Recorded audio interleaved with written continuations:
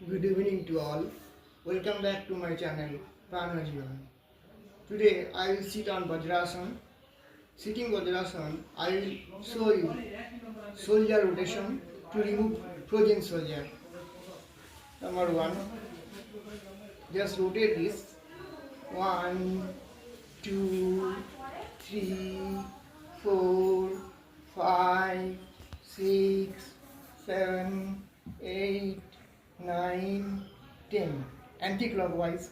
1, 2, 3, 4, 5, 6, 7, 8, 9, 10. এইভাবে 3 সেট করতে হবে, ক্লকওয়াইজ অ্যান্টি ক্লকওয়াইজ। এতে কি হবে, ডেল্টয়েডে যে লুব্রিকেশনটা যেটা ড্রাই আপ হয়ে গেছে সেটা লুব্রিকেট হবে, মুভমেন্টটা ঠিক মতো হবে, ডেল্টয়েডে পেন যাবে, ফ্রোজেন সোলজার রিমুভ করতে সাহায্য করবে। নাম্বার 1।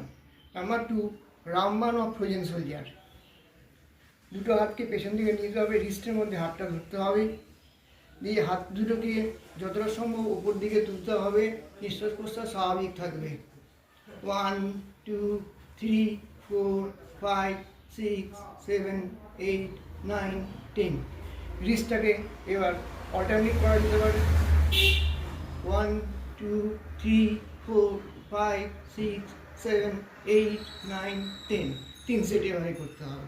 এটা ফ্রোজেন সোলজারের ক্ষেত্রে অত্যন্ত উপকারী একটা warm up exercise. Number 3, put your hands on the shoulder.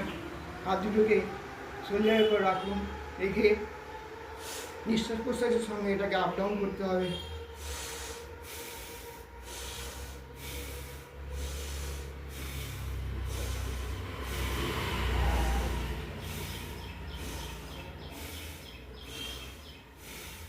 দশ বার করে 3 সেট করতে হবে। এটা করলে পরে চেস্টটা এক্সপ্যান্ড করবে, তার সঙ্গে ডেল্টয়েড মাসল মুভমেন্টটা ঠিক মতো হবে, এখানকার লুব্রিকেশনটা ফিরে আসবে, জেল যে সাবস্টেন্সটা রয়েছে সেটা প্রপারলি ওয়ার্ক আপ করতে শুরু করবে, ব্লাড সার্কুলেশন বৃদ্ধি পাবে, তার ফলে ফ্রোজেন সোলজারের পেন আস্তে আস্তে রিমুভ হয়ে যাবে। বিশেষ করে আজকের দিনে সবাই কম্পিউটার এবং ল্যাপটপ, তার সঙ্গে মোবাইল এবং টিভিতে সবসময় ঘাড় গুঁজে কাজ করে চলেছেন।